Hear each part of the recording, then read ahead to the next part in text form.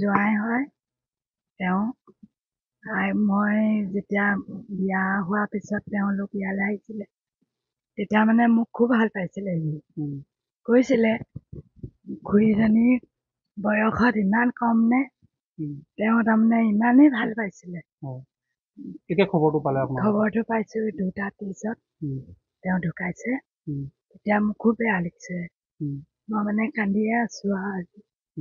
এনেকুৱা লাগিছে তেওঁ গৰিমা অকলশৰীয়া হ'ল, বেয়া লাগিছে। এইটোৱে তেওঁ মাজে মাজে আহি থাকে।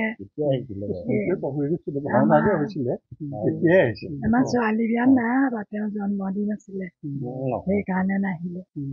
আৰু ছোৱালীক কৈছে তই এতিয়া বিয়া পাতিছ, মই তাক মোৰ কাইলৈ জন্মদিন, সেই দিনটোত মই তোৰ ঘৰলে কেনেকে যাম? তোৰ ধেমেলীয়াও আছিলে। তেওঁ কৈছিলে তাৰমানে সেইবিলাক। আমি বৰ দুখ পাইছো, এনেকুৱা যে ঘটনাটো ঘটি যাব আমি অৱশ্যে ভবা নাছিলো।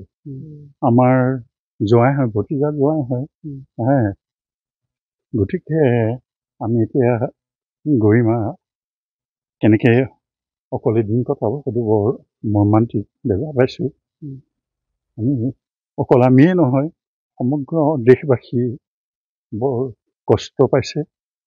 সকলোৱে মৰমৰ সাৰ্থক জীৱন বুলি কয়।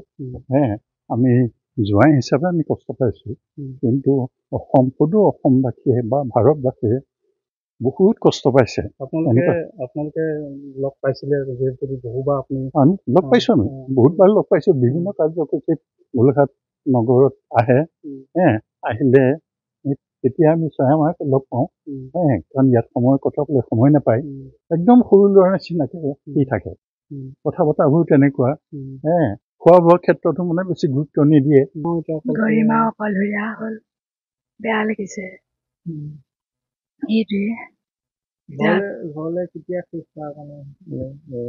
তেওঁ মাজে মাজে আহি থাকে।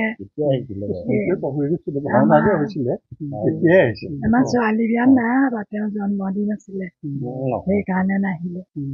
আৰু ছোৱালীক কৈছে তই এতিয়া বিয়া পাতিছ, মই তাক মোৰ কাইলৈ জন্মদিন, সেই দিনটোত মই তোৰ ঘৰলে কেনেকে যাম? তোৰ ধেমেলীয়াও আছিলে তেওঁ।